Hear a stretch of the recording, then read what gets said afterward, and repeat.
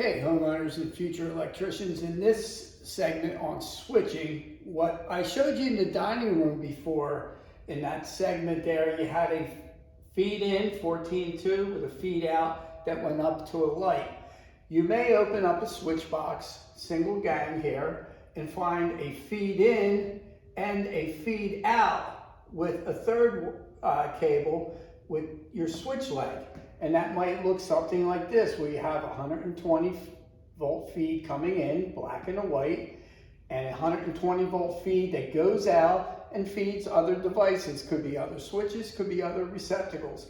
And then you've got the switched leg, the black being switched, the white, which is your neutral or your grounded conductor, not switched. You never switched the neutral. So anyway, here's your 110 volt feed comes in, and as you can see, the feed coming in, the black wire, the feed going out, the black wire, they splice together, and there's a tail going that feeds the switch. And then your neutral coming in, your neutral going out, and your switch leg that goes up. All three of those are all wire nut together inside the box. And of course, I eliminated the grounding or bare conductor here just for simplicity, but they would all be grounded, all connected together and attached to the green grounding screw on your switch. Now I have a scenario where I can show you this inside. I have a single pole light switch here that operates the light up above. If you checked out my using electrical testers video earlier on, I have this Klein circuit tracer where I was able to screw this adapter into the light. I went downstairs, I found which circuit breaker it was, and I turned it off. Of course, I showed you other options where you could just, nowadays, two people with a cell phone, one person can stand here, the other person can try different breakers until they find the right one, and the other person says it's off. So anyway, now the circuit is off, and I have my non-contact voltage tester. I want to make sure that everything is, there is no electricity here. You can see everything.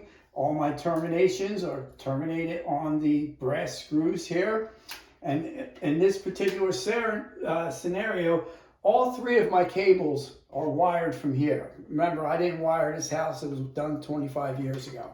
All right, so it's not like the drawing that I showed you. These wires could be coming in any different direction. You could have a feed in here. You could have a feed out there. Okay, so what I'm going to show you next is how to identify which one is which. Okay, when I was showing you the diagram outside, we have the one black wire that comes off the switch that I call the switch leg. Okay.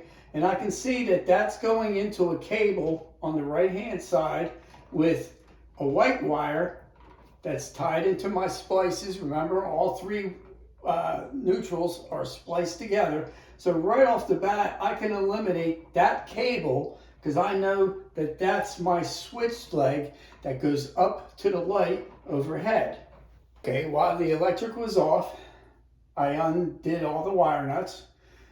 And I safed off all of these wires by putting wire nuts on the exposed copper ends for safety. Now I have my non-contact voltage tester. Here's my switch leg. Remember, the black and the white that go up to the light. I already identified them physically by looking at the switch. So then I've got these other two cables. One's to feed in, one is to feed out. I'm not sure which one it is. So this black wire, so as you can see, this one here, that's my feed in.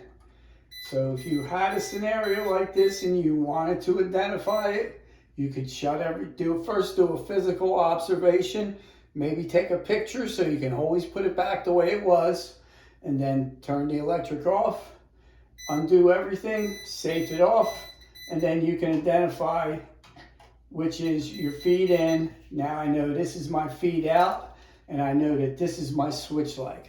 Now I put the switch back in. Of course, I lined up my screw slots like I showed you before, and everything's back to normal.